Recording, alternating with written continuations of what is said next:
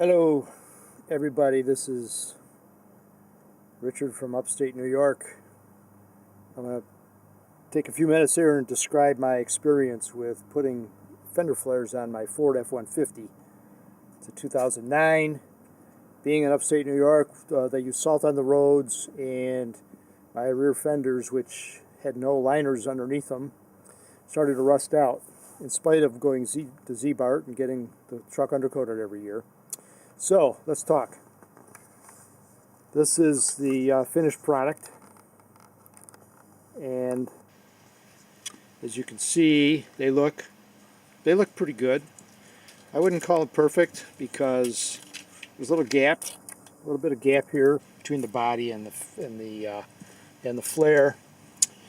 But I want to talk about my initial experience. These things come with no instructions whatsoever. It comes with 3 packs of parts, and each one of these pieces was labeled FR or FL, BR or BL. So you had to figure out which was the left and which was the right. Instead of saying front passenger and front driver, they used left and right. So once I got that figured out, the big culprit in this whole thing is this seal right here. This thing, I think, is a poor design.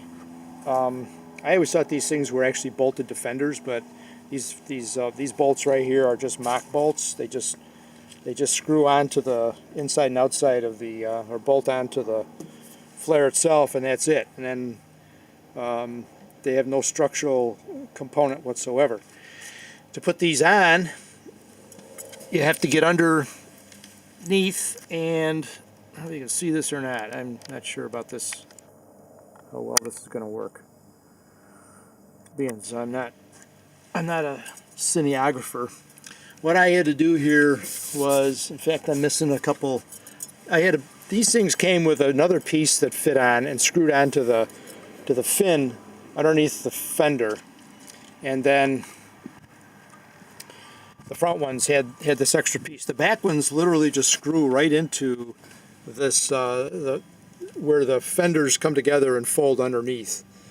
And what I found that I had to do, because when I got these things installed originally, there was a gap, almost a half-inch gap between the body and the flare. So what I found I had to do was actually push the flares in tight at the bottom here, and then I couldn't even use the holes that were pre-drilled in these flares. I had to push them in and create my own hole. So it's underneath, and it isn't really something people are going to see, but you know, it's something that I had to do. I know I was reading some comments by people that were saying, you know, I have a gap between the flare and my body, and I don't know what to do about it. Well, what you got to do about it is push it in real tight, and that'll take up the slack.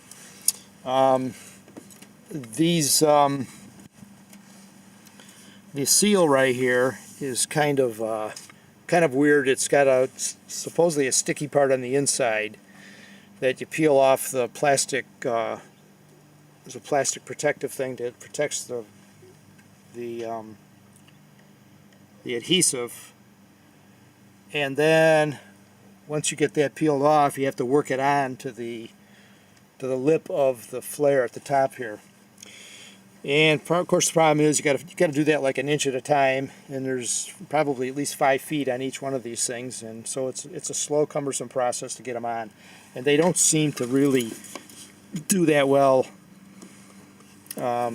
They probably will stay on pretty good because I'm fairly tight to the body of the truck, but down here where you see there's a gap, you can actually see a gap here. That gap is probably going to cause a problem with the seal. So, you know, I think I was just wanting to clarify a couple things. You know, you got to put the seal on. The seal, in my mind, should have come with a different with a different adhesive, more like what you have on those window guards for rain guards, where there's a fairly wide adhesive strip that could have stuck to the inside of the back of this part right here where this is attached. It could have stuck back there and gone around and actually attached, you know, with significant adhesive to the inside of the flare. But anyway, this is on my two-wheel drive F150. I don't have 4x4, but it's an '09. It sits up in the air pretty good. So they look fairly decent on here. They don't look like the rough tough guy trucks. I don't have the big tires on. I don't want to spend that kind of money. This is a work truck. What I was really doing was covering up the crap that had rusted through in the back of my my fender wells. Ford never put the liners on, like I said. I put liners on. I got them through one of the auto finishers, I think, here in Rochester, and installed those last summer. So they did help, but I got big gaps in my fender wells under here, and I just didn't want to spend a lot of money to fix them. So the attaching points, now there's a rod that fits underneath here. I don't know if you can see this video or not, but because I can't see anything. There's a rod that goes underneath here that comes down from the top of the fender that's kind of a bear to get together to get it in. One on the front, one on the back. There's two of them. And so that's probably the toughest part of actually getting the things installed on the truck, other than pushing them in tight to secure them close to the truck. I could not use the factory holes that were in the inside of the flares. Okay, so that's just a real quick synopsis of what it took to put these together and put them on, and maybe hopefully answer some questions people might have. Feel free to comment. Thank you.